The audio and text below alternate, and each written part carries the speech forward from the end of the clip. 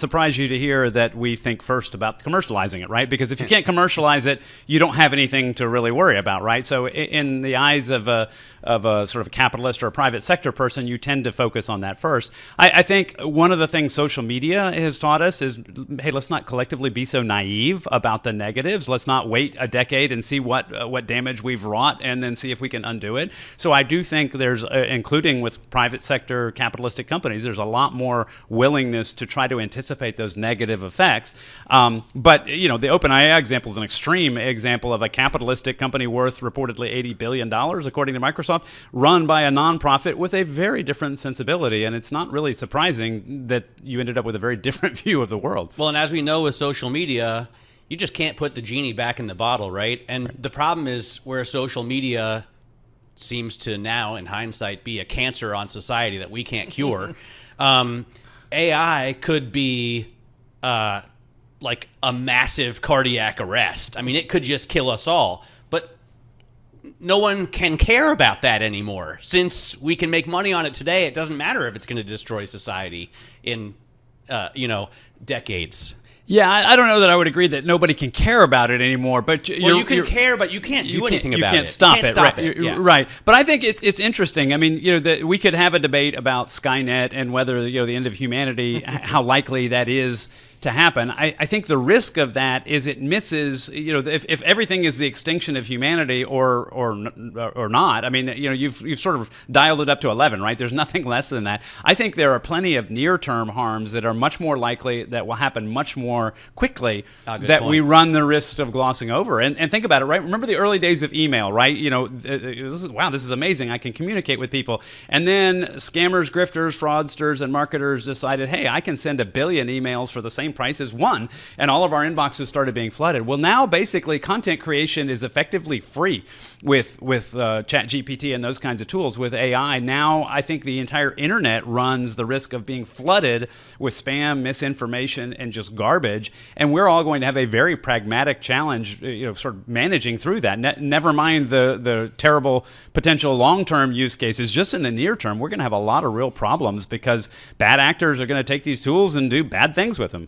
So just AI in general, I mean, with OpenAI, I guess as we speak, part of Microsoft now, what are the competitors out there in just an artificial intelligence? What are the competitors, and does it change? It seems like it's got to change the competitive landscape. No doubt it will. I mean, you want to say, okay, what are the chatbot competitors who are building large language models? That Google's got Bard, Anthropic was a former AI person. There's a couple of them out there, but building your own large language model is like $1 billion proposition. So it's not going to be dozens of these things. Okay. It's a big tech kind of investment.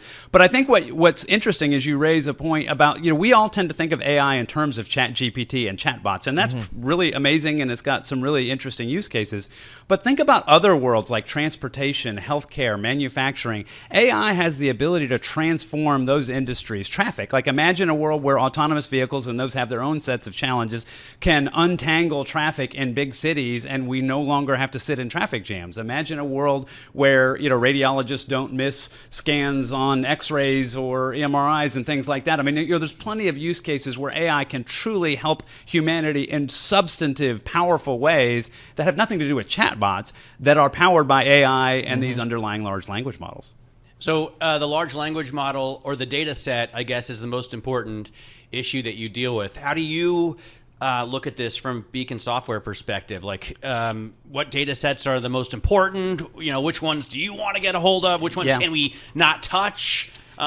It's such a huge issue, right? Yeah, it is. And at Beacon, we've specialized in transportation, right? So we're working with state DOTs, Georgia and other states, to say, okay, how are you going to untangle traffic, mainly in your big cities, which is where you've got it? Well, they're actually awash in data. They've got more data than they know what to do with, than they can effectively store, than they can effectively harness. And what's AI great at? Taking a massive data set and making sense of it. And these connected vehicles, now think about it. Every time you've got a Tesla on the road, every time you turn your windshield wipers on, there's a signal right there. That's been captured. And you say, well, who cares? Well, guess what? If you harnessed every vehicle on the road and you knew when their windshield wipers were on at what level, you now have a hyper-local precipitation map that's the likes of which nobody else has, right? That is awesome.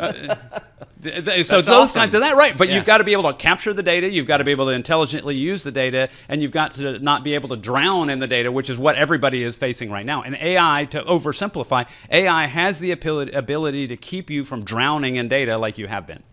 Is there who's thinking about how AI should be managed, regulated? Is anybody thinking about that out there? There's lots of thinking. The question is anybody doing anything about it?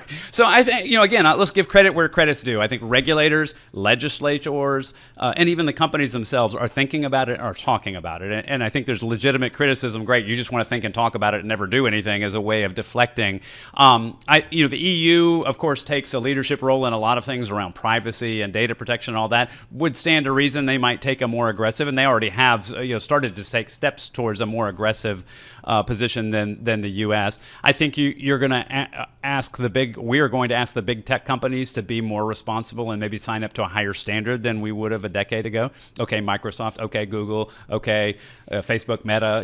Those types of companies. We're going to expect more out of them. But I think at the end of the day, especially in the U.S., ultimately Congress is going to have to get involved. And great. Yeah, they have a few issues. The questioning coming from our congressman. I won't mention. There are a few I can definitely imagine, but it's a horror show thinking about it. So how long, Jim, until we have real leaps forward in like autonomous driving? And I mean, the real question is how long is it going to be until we have far fewer deaths from traffic accidents? Yeah, I'm glad you mentioned that because we've got 43,000 people a year die on U.S. roads. It is a public health crisis. I mean, people don't typically think about it that way.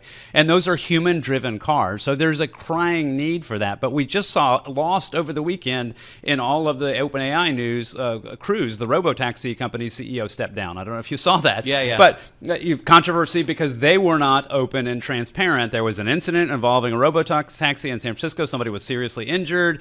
They didn't really quite disclose what happened, and so they lost trust there. And so it's striking to me, this sort of everybody wants to move fast, but if you move too fast, you end up going slower, right? Because all you're going to do is create a backlash. You're going to set the entire industry back a year or two. I don't know what the time frame will be, but I think it's critical that companies involved, and Tesla as being maybe the most notable of this around this autonomous driving, is running the risk of sort of poisoning the well and setting things back because they're being too aggressive. And to the beginning of our conversation, right, what does big tech do? They just know how to do big tech, right? They go fast. I'm a private sector company. I've got to grab adoption while it's there. I've got to move fast. What's the famous line Facebook had? Move fast and break things, right? Yep. Until they realize they broke something maybe significant.